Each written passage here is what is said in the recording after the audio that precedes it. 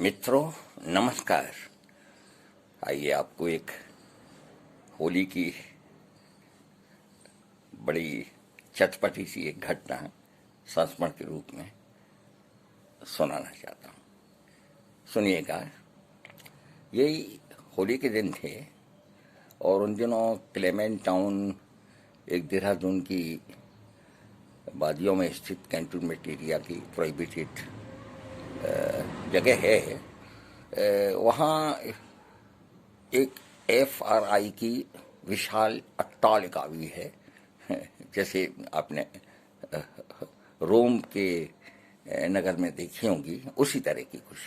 तो उसी अट्टालिका की बगल में एक छोटा सा कोई स्थान था खुला हुआ। उसमें एक लामा दंपति ने अपने जीविकोपार्जन के लिए एक छोटा सा चाय नाश्ते का स्टॉल नुमा ढाबा खोल रखा था, चल रहा था।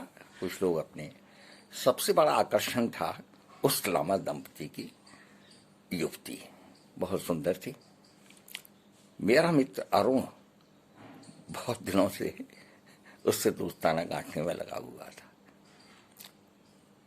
उस साइकिल रेसिंग में भी भाग लेती थी और उसमें भी जुड़ गया।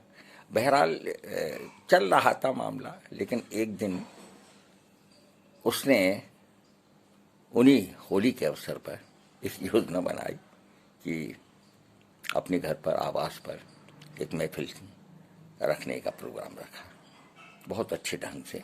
और लामा दंपति से कहा कि आप हमारे यहाँ मेहमानों की खातिर के लिए जो उचित समझें वो इंतजाम कर दिए और सारा भुगतान मैं आपको कर दूंगा। बहरहाल लामा दंपति का ये काम था, वो खुश हो गए। इसका मकसद था कि वो लामा दंपति की लड़की इनके घर आएगी। घर आएगी तो थोड़ा बहुत भाई परिचय बढ़ेगा, आगे बात भी बढ़ेगी।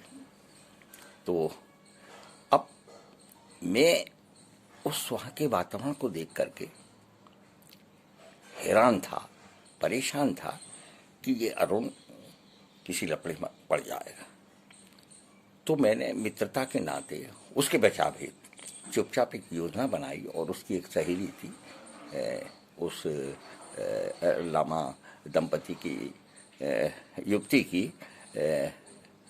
रेशमा नाम था उसका। तो उसकी एक सहेली थी, मैंने उससे बात की कि देखो ऐसा ऐसा है, उसे कुछ समझाया। लड़की समझदार थी, उन्होंने कहा हो सकता है कि ये आपस में यहाँ इसी माहौल में कुछ गड़बड़ हो जाए। तो मैंने उसे एक सलाह दी कि देख, जिस दिन ये अपनी पार्टी रख रहा है यहाँ पर, तो इसको लेकर के सारा खर्चा मैं दे दूंगा, इसको तू वहाँ ले जा, देहरादून के गुच्छू पानी ले जा, है? या आपके यहाँ शेष धारा ले जा, घुमा ला, तो अच्छा है, ये इधर पार्टी हो जाएगी, उधर तुम लोग। वो लड़की सहमत हो गई। मैंने उसको कुछ खर्चा दिया, जो भी था। है वो बड़ी खुशी से दोनों निकल गई सहेलियाँ। अब मैं तो बड़ा खुश था कि चलो ये एक बड़े बवाल से बच गया। लेकिन मेरी बदकिस्मती कि मैं फिर जब पूरे शबाब पर थी उसी समय वो दोनों आ गई। अब तो ये बहुत खुश समझे साहब। और मैं सोच रहा कि देखो यार, मेरी योजना फेल हो गई। अब बताइए,